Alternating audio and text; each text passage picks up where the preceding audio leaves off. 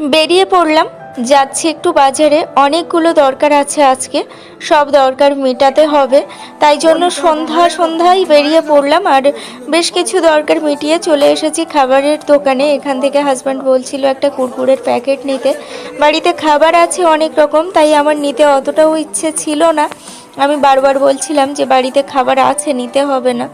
তো হাজব্যান্ড বলছিল নাও না, একটা কুরকুরের প্যাকেটেই এসেছি, আর কবে আসবো। তো আমি বললাম ঠিক আছে, তাই একটা কুরকুরের প্যাকেট নেওয়া হলো। আর এই দোকানটাতে সব রকম শুকনো খাবার পাওয়া যায়, খুব ভালোই। তো আমরা এখান থেকে খাবার নেওয়ার পরে চলে এসেছি ফার্নিচারের দোকানে। আপনাদের সাথে আগেও বলেছিলাম আমার একটা আলনার খুব প্রয়োজন।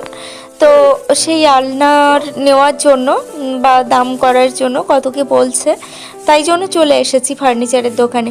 আর এই যে ফার্নিচারের দোকানটা দেখছেন, এই ফার্নিচার দোকানের যে মালিক, এই মালপত্র, সমস্ত মালপত্র এনার বাড়িতেই তৈরি হয়। এই যে খাট, তারপর ড্রেসিং টেবিল, তারপরে আলনা, আলমারি, যত কিছু দেখছেন সমস্ত হাতের কাজ, ডিজাইন সব ওনাদের বাড়িতেই হয়। সমস্ত মালপত্র ওনাদের বাড়িতেই তৈরি হয়। আর এটা হলো দোকানটা দোতলা, প্রচুর মালপত্র আছে উপর নিচ করে। তো আমরা আলনাই দেখছিলাম, আর কত নিখুঁত হাতের কাজ দেখুন। আমি দাঁড়িয়ে দাঁড়িয়ে অনেক কাজও দেখছিলাম, খুব সুন্দর করে এই কাজগুলো করা। আরেকটা কথা বলি, আমার বিয়ের সময় এতটাই বৃষ্টি হয়েছিল, পুরো মানে দেশ জুড়ে বোধহয় বন্যা হয়ে গেছিলো। তো সেই সময় আমার বিয়ে হয়েছিল, যার জন্য আমার সমস্ত আসবাবপত্র সব জলে ভিজে গেছিলো। বালিশ, তোশক, এগুলো বলুন, এগুলো তো জলে ভিজলে ক্ষতি হয় না, অন্যগুলো তো না হয় মুছে নেওয়া যাবে, এগুলো তো জলে ভিজলে ক্ষতিই হয়। তো আমার ভিজে গেছিলো। তো বাড়ি এসে জল সরিয়ে নেওয়ার পরে অতটাও অসুবিধা হয়নি, কিন্তু এখন অনেকগুলো বছর কেটে গেছে, তাই আমি ভাবছিলাম যে দুটো বালিশও নেব। তো আমি দাম করছিলাম, কিন্তু ওরা বলছিল যে আমাদের ওইভাবে আলাদা করে বালিশ বিক্রি হয় না।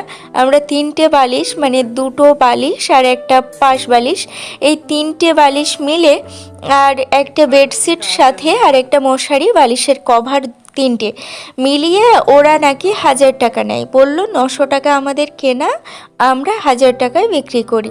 তো এইগুলো কথা বলছিলাম বালিশটা নেওয়ার ব্যাপারে। আর এই যে আলনা দেখছেন, আলনাটা আমি বললাম আমার খুব প্রয়োজন, তো আলনাটা নেওয়ার জন্যই মূলত গেছিলাম দোকানে। তো ওরা বললো একটা আলনা 3400, একটা 2400, আর একটা ওই 1200-1400 হবে হয়তো।